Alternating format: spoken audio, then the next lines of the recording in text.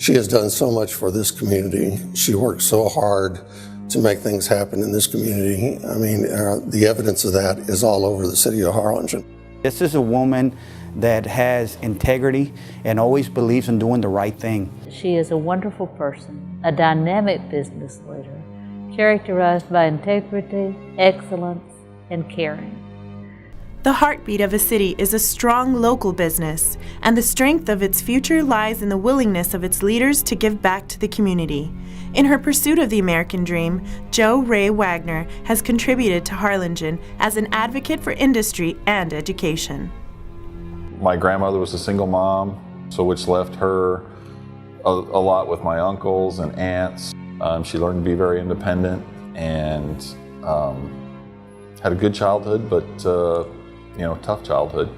Jo was born in 1938 in Lockport, New York to Sicilian immigrants. When she was 13, she and her mother, Laura Coletti, moved to Riverside, California.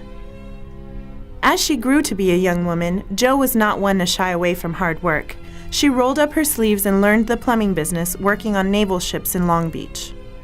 I remember the story when she was a teenager, she actually went into the field and did the plumbing work so she can do whatever jobs people who work for her now are asked to do.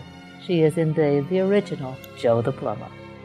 In 1972, Jo, her father Ed Correll, and her husband John Wagner were ready to venture into new territory for work. They set their sights on Corpus Christi. However, upon the advice of business leaders, the family, including Jo's twin sons Steve and Todd Ani, moved to Harlingen to start a new plumbing business. When we were, I want to say about 15, they moved out here, and my stepfather was kind of in between jobs. He had basically retired from his business in California, and he said, why don't we open a plumbing business here? August 30th, 1976, the family opened CTO Incorporated, a commercial plumbing and contracting company that has grown into one of the leading plumbing companies in the Rio Grande Valley. As the business grew, so did Jo's reputation as a force and supporter for the plumbing industry and education. She even served as president of the National Plumbers Cooling Heating Contractors Association. Very few women have been the president of PHCC, but she has. She was honored by the National Plumbing, Heating, Cooling Contractors Association with the Colonel George Scott Award, which is an award they don't even give every year. They give it only for extraordinary leaders. It's often been said by John Maxwell. He said, people don't care how much you know until they know how much you care.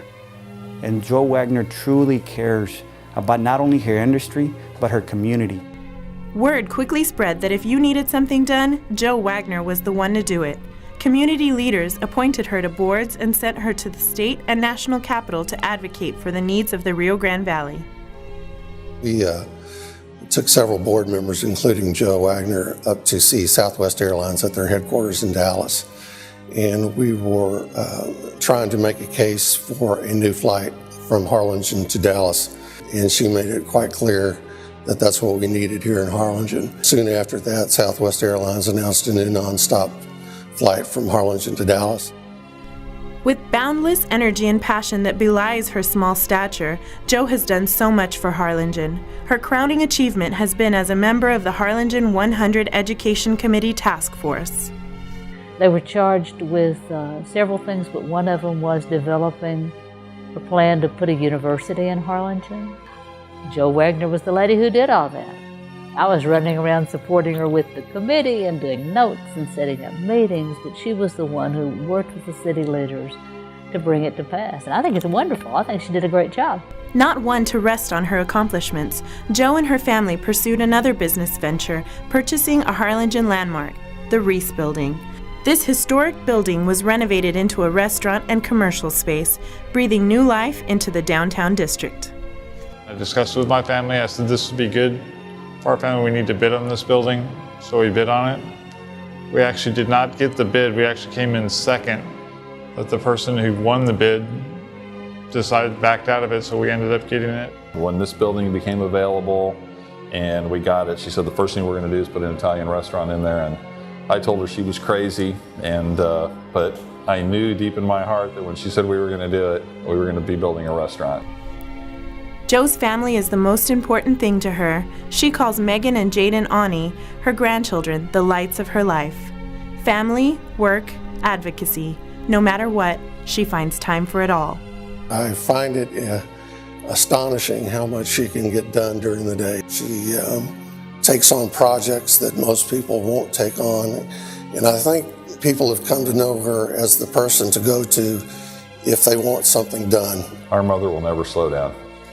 She's been described as a shark. If she ever stops swimming, she'll die. And that's a very good analogy for her because she is a shark. Even though she has many awards, recognitions, and proclamations in her honor, everyone agrees the best word that describes her is humble.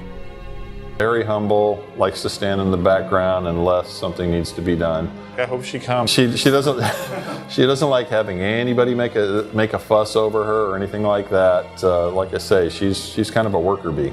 Well, I would hope that she would be very happy with what she's done, and I think she would be. But if you asked her, she would probably say, "Oh, too humble." Yeah, she would say, "I haven't done much, you know." But and I think there's a lot more in her. Let me tell you. I mean, she comes up with stuff every day. So. Has she reached her pinnacle? No, but I'm very proud of what she's done. Texas State Technical College is proud to recognize the 9th annual Noche de Gala honoree, Miss Jo Rae Wagner.